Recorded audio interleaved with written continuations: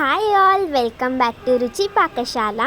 ನಾನಿವತ್ತು ನಮ್ಮೂರು ಸ್ಟೈಲಲ್ಲಿ ಮಾಡುವಂಥ ಹಸೆಕಾಯಿ ಬಸ್ಸಾರನ್ನ ಹೇಗೆ ಮಾಡೋದಂತ ಹೇಳ್ಕೊಡ್ತೀನಿ.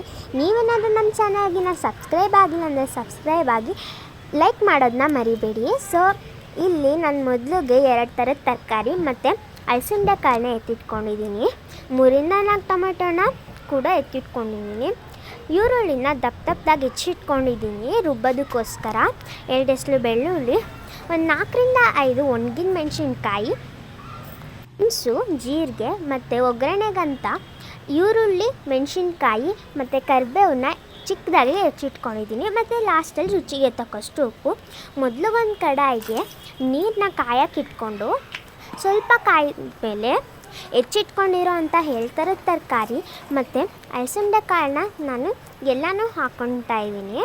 ಅದಾದಮೇಲೆ ಟೊಮೆಟೊನ ಕೂಡ ಹಾಕ್ಕೊತಿದ್ದೀನಿ. ನಿಮಗೆ ಯಾವ ಥರದ ತರಕಾರಿ ಬೇಕಂದ್ರೂ ಹಾಕ್ಕೊಳ್ಬೋದು. ಟೊಮೆಟೊ ಬದಲು ನೀವು ಹುಣಸೆಹಣ್ಣು ಕೂಡ ಹಾಕ್ಕೊಳ್ಬೋದು.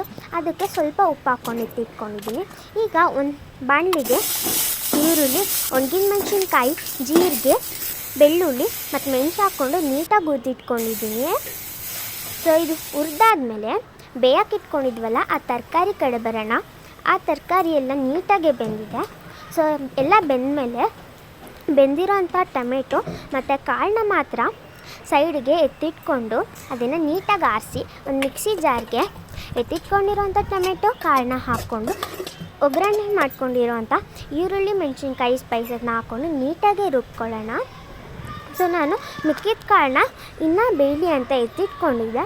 ಅದನ್ನು ಕೂಡ ಈಗ ನಾನು ನೀಟಾಗಿ ಬಸ್ಕೊಂಡಿರೋ ನೀರನ್ನ ಹಾಗೆ ಎತ್ತಿಟ್ಕೊಂಡಿದ್ದೀನಿ.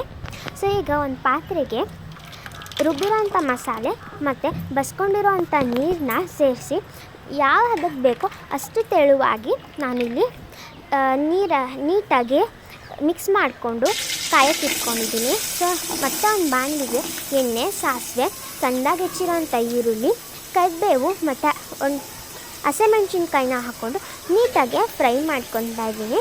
ಅದು ಈರುಳ್ಳಿ ಸ್ವಲ್ಪ ಕಲರ್ ಚೇಂಜ್ ಆಗೋವಂಥ ಫ್ರೈ ಮಾಡಿಕೊಂಡ್ರೆ ಸಾಕು. ಫ್ರೈ ಮಾಡ್ಕೊಂಡಿದ್ದಾದಮೇಲೆ ನಾವು ಬೇಯಿಸ್ಕೊಂಡಿರೋ ಅಂಥ ಕಾಳು ಹಾಕ್ಕೊಳ್ಬೇಕಾಗುತ್ತೆ.